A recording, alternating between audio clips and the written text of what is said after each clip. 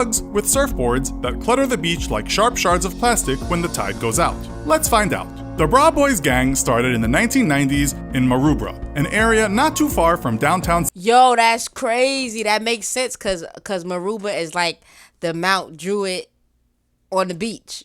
So when we watched the Spaniard video, they talked about that. So it makes sense. See, it pays to actually like connect the dots. Because had I never seen that Spaniard video, I would have never knew that. So see, Sydney, I'm learning Australia.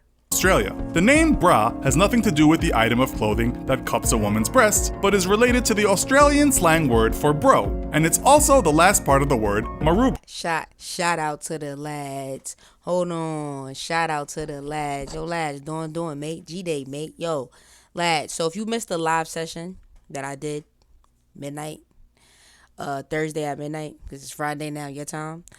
Go get at that video. Like, I was on live for 2 hours. It was a amazing session. I ain't gonna lie. We learned a lot. We learned about, and this is something that I'm mad y'all ain't tell me. Y'all ain't tell me about Captain Cook.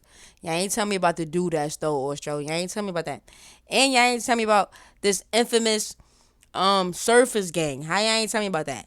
That's crazy. I'm gonna forgive y'all for that because I know now, and I know that now because when we was on live, shout out to the chat. The chat was pretty lit, and they put me on. So shout out to the lads. Subscribe for the vibe. Let's get it.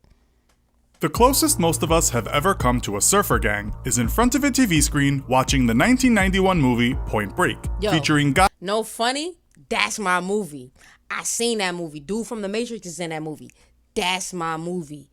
Yo, is that based on this? Let me see. Guys riding waves and robbing banks. Obviously, that's just more Hollywood over-the-top fiction. But fast forward to 2007, and you might have caught the documentary film Bra Boys, Blood is Thicker Than Water, a movie about real-life surfers in Australia that surfed waves, but also. I never seen that movie, ever, but now I need to watch it. What is it called, so I know?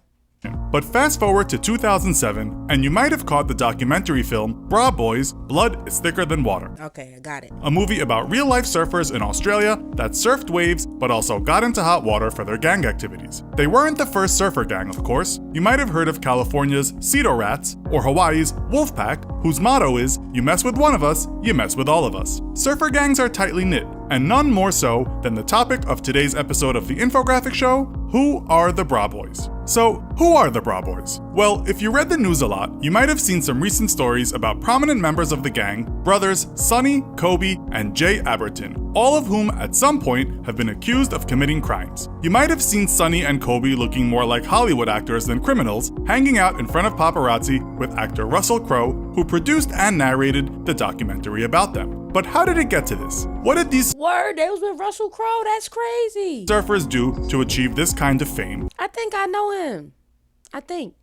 Drop a comment. Who that?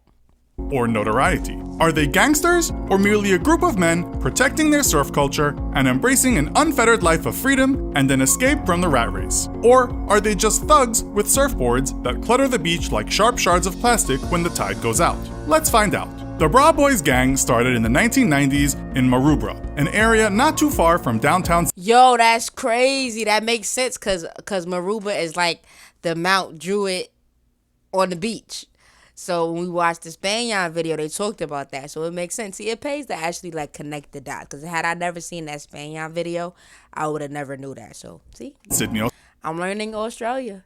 The name bra has nothing to do with the item of clothing that cups a woman's breasts, but is related to the Australian slang word for bro, and it's also the last part of the word Maroubra. The name actually means place of thunder, and it has lived up to that name in the past. For a long time, this was a rundown area where the poor white folks lived with the local Aborigines. In those days, the poor were not allowed in the water during certain hours, as authorities said they should have been working. Aboriginal. Yo, what?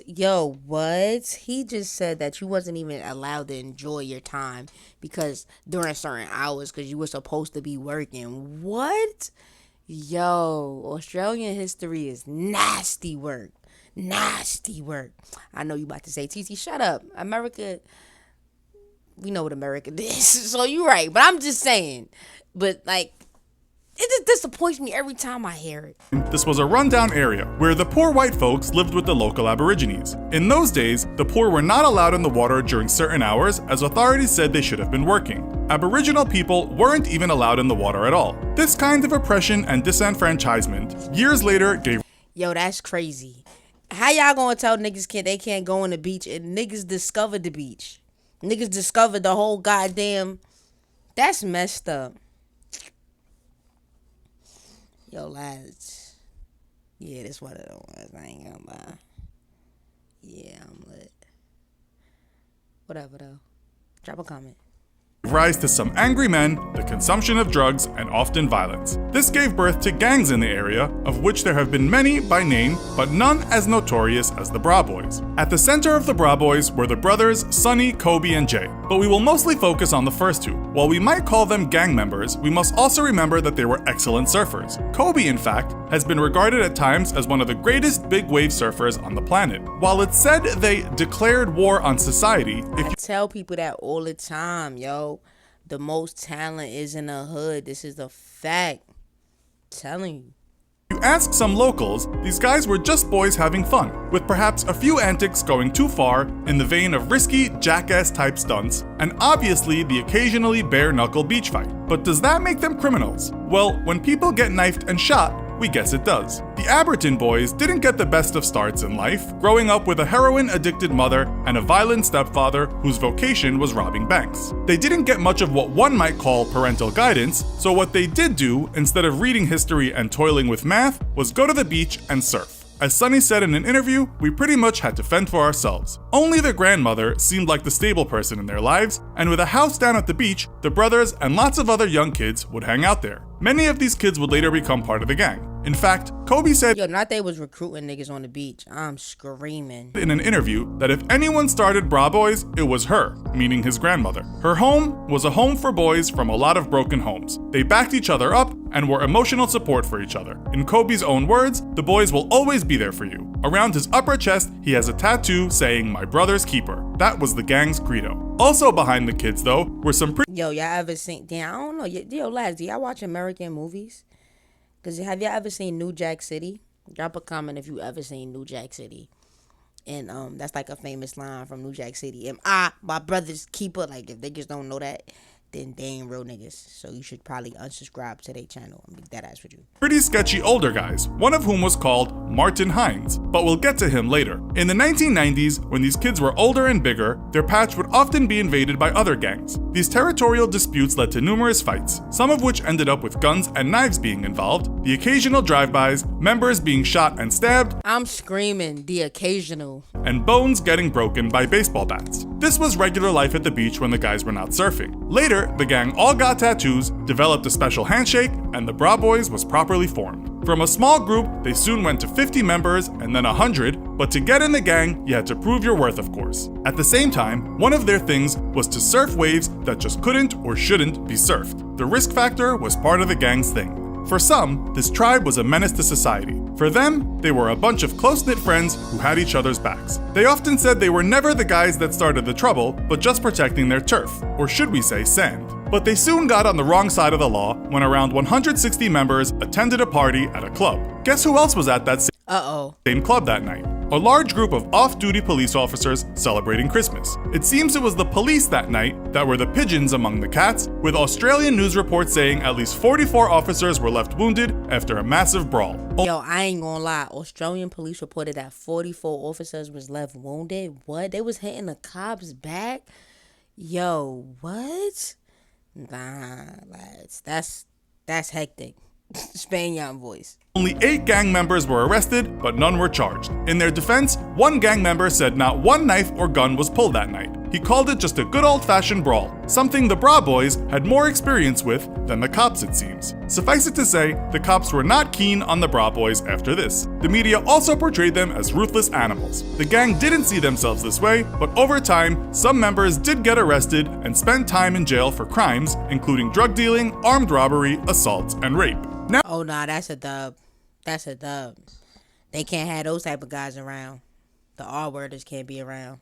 Now back to the name we have mentioned already, Tony Hines, a feared, violent psychopath and extortionist who had killed and beaten people almost to death. He had his differences with the brothers. This culminated with Hines getting in a car with a girl and Jay, the younger brother. He apparently put a gun to Jay's head and said, "We're gonna do this." He meant rape the girl. Jay wrestled the gun from Hines and killed him. Hines' body was later found after 4 days. He'd been dumped Yeah, well, he was a scumbag, so we don't pretty much feel bad for him, you know what I mean? Over a cliff, Jay was arrested. Kobe was then arrested for attempting to pervert the cause of justice for not helping police with the investigation. He was released on bail, and a week later, he beat the world champion in a surfing competition in the first heat. He Yo, said that's crazy. Now he was on bail when he beat a competition. Yo, shout out to the Broad Boys. in interviews he wasn't just surfing to be the best, but he had to win to raise money and look after his family. It was make or break, excuse the pun, to keep on surfing. He faced 15 years imprisonment, but was only given a suspended 9-month jail sentence. Jay got out of jail and was later acquitted for the murder. It was ruled he had acted in self-defense. The lawyers defending Jay later said they were given the best party they'd ever had by the Bra brothers. Nonetheless, Jay has been in trouble with the cops many times since,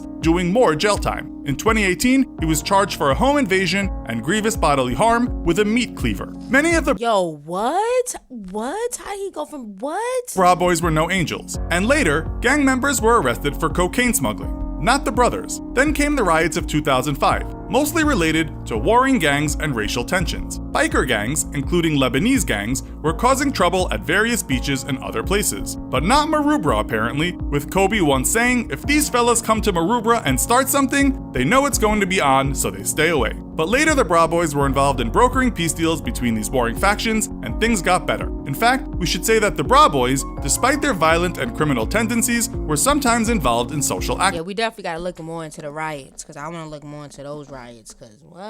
activism. In 2016, the Australian media said Kobe had converted to Islam and had dedicated his life to peace. He'd also made a good bit of money from surfing. Kobe said in an interview about his new outlook, "Now everything is great, and I have never been so happy. I just want to help young people combat all the negativity and depression and the hate." The brothers created a clothing line called My Brother's Keeper and became celebrities in a way. Kobe even taught Paris Hilton how to surf at one point, albeit on a red carpet. In one story, he says he no longer associates with the Bra Boys gang, then in 2016, 300 strong. Some of these new members, Kobe said, don't deserve to bear the My Brother's Keeper slogan tattooed on them, Damn, now he say I can't even get this tattoo. as they don't have the same values. Some of those new members were recently convicted of murder. Kobe once said, that tattoo stands for unconditional love, respect, and support of those close to you, regardless of race, gender, It's the younger one. That's how it be. Like, you know what I mean? How brothers had it, it was just about surfing and trying to survive. You know what I mean? Then they started bringing new people around, and they just started running amok. 9 times out of 10 to be the younger crowd. and age. So, what do you think about the Bra Boys? Criminal hoodlums, or just guys trying to watch each other's back? Nah, I feel like originally they started out real positive, you know what I mean, on some real like, we just gonna surf and we gonna do what we gotta do to survive, and we ain't really gonna be doing all that other shit. But then they started getting bigger, and then the younger generation came, and I think that's what that happened. You know, that's how that ended up turning into shit. Now, I want to ask you guys though, right? Where are they now? Like, this like some old ass shit? Like, are they like not around anymore? Drop a comment, let me know.